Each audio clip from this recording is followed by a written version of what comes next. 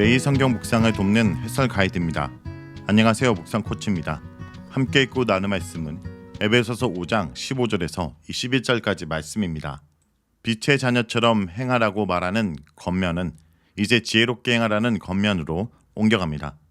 빛과 어둠과 대조해서 지혜 없음과 지혜 있음으로 대조로 옮겨갑니다.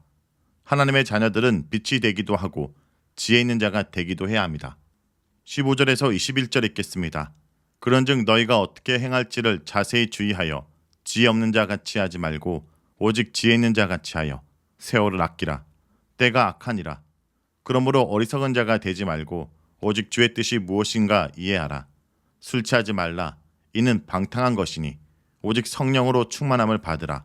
시와 찬송과 신령한 노래로 서로 화답하며 너희의 마음으로 주께 노래하며 찬송하며 범사의 우리 주 예수 그리스도의 이름으로 항상 아버지 하나님께 감사하며 그리스도를 경외함으로 피차 복종하라. 15절에서 17절은 지혜로운 자처럼 살라라고 말합니다. 빛의 자녀처럼 행하라는 명령에 따라 살아가기 위해서는 우리에게 지혜가 필요합니다. 하나님은 빛과 진리가 되십니다. 하나님의 자녀라면 우리가 빛이 되기도 하고 진리를 아는 지혜자가 되기도 해야 합니다. 빛을 비추라는 명령은 불의하고 악한 세상에서 의롭고 진실한 행위를 통해 어둠에 있는 자를 깨우치란 뜻입니다.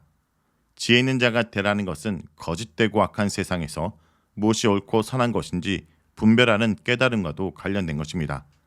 따라서 바울의 명령은 주의하여 살펴보라는 말로 시작합니다. 주의해서 살펴보는 것은 어떻게 하는 것이 지혜로운 삶인지 판단하기 위한 것입니다. 지혜 있는 행위로 바울이 첫 번째 언급하는 것은 세월을 아끼는 것입니다. 왜냐하면 지금은 때가 악하기 때문입니다. 그러면 세월을 아낀다는 건 무엇이며 때가 악한 것은 그것과 무슨 상관이 있을까요? 먼저 세월을 아끼라는 말은 주어진 시간이나 기회를 잘 사용하라는 뜻입니다. 그리고 때가 악하다는 말은 이미 종말의 때가 되었다는 뜻입니다.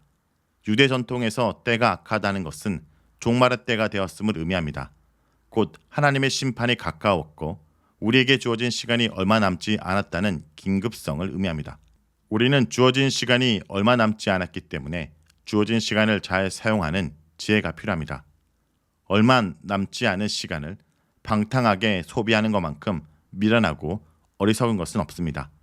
더 이상 시간을 낭비하지 말고 우리를 부르신 하나님의 목적에 합당하게 세상의 빛을 발하는 삶을 살아야 합니다.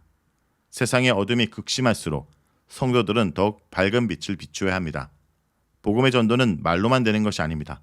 악한 세상 가운데서도 빛의 열매인 성도들의 선한 행위를 통해 성취되는 것입니다.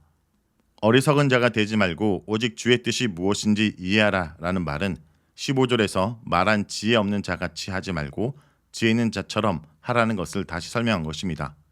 어리석음이란 말은 단지 잘 깨닫지 못하는 지적 무능함을 말하는 것이 아닙니다.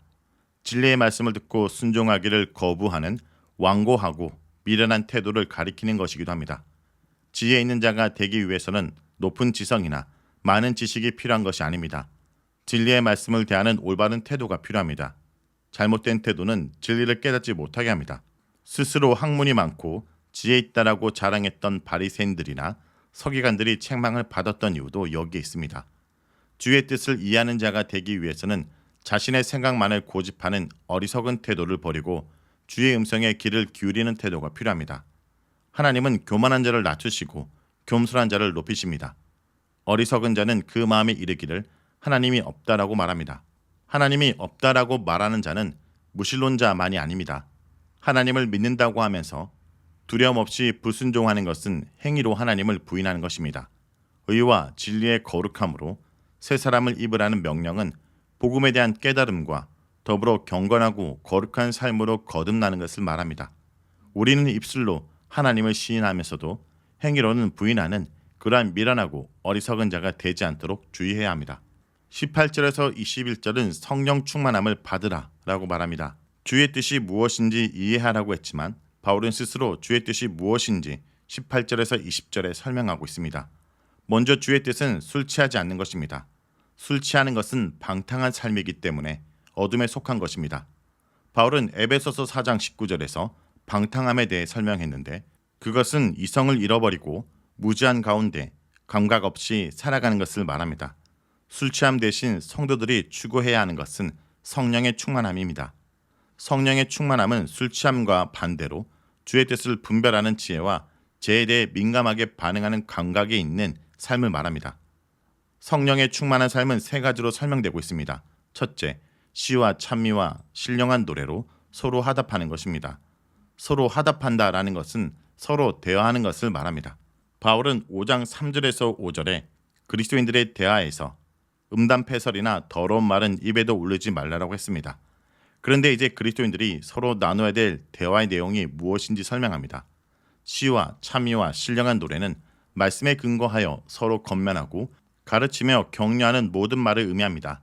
시는 시편 말씀을 연상시키며 찬미는 빌립보서 2장 5절에서 11절에 이른바 그리스도의 찬송시와 같은 것을 가리키는 듯합니다.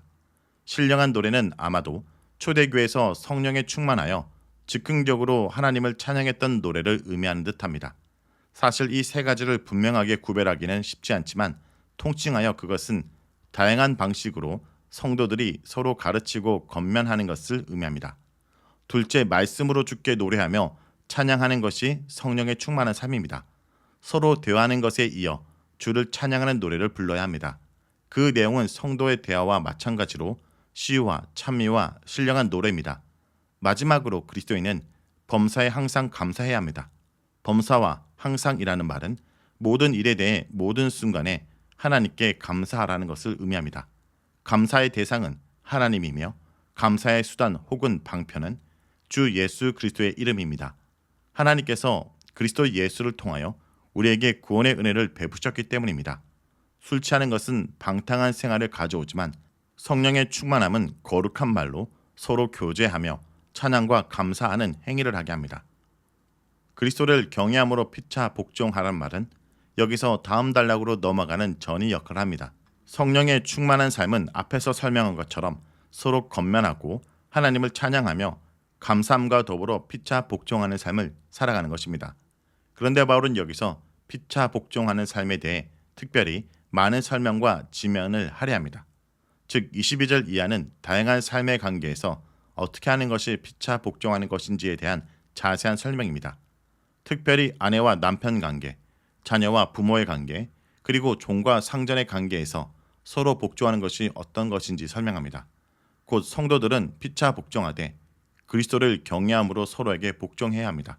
여기서 경외한다는 것은 두려워하는 것을 말합니다. 세상에서는 복종해야 될 대상이 두렵기 때문에 복종합니다.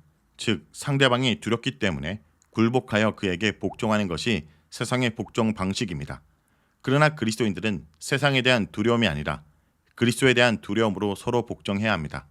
상대방이 아무리 연약하고 보잘것없어도 서로 복종하는 것은 그것이 그리스도의 명령이기 때문입니다.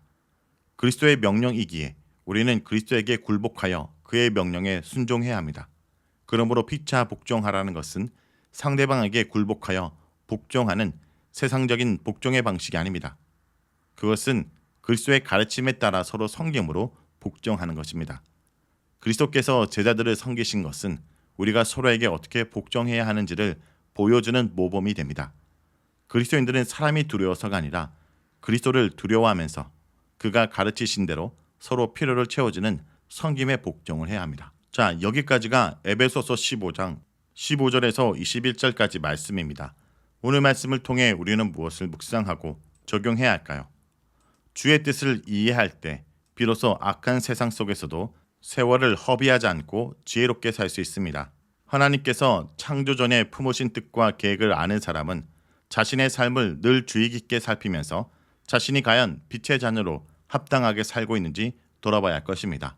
성도 여러분, 주님의 말씀을 듣는 길 외에는 주님의 뜻을 이해하고 시간을 아낄 수 있는 길은 없다라는 것을 잊지 않길 원합니다.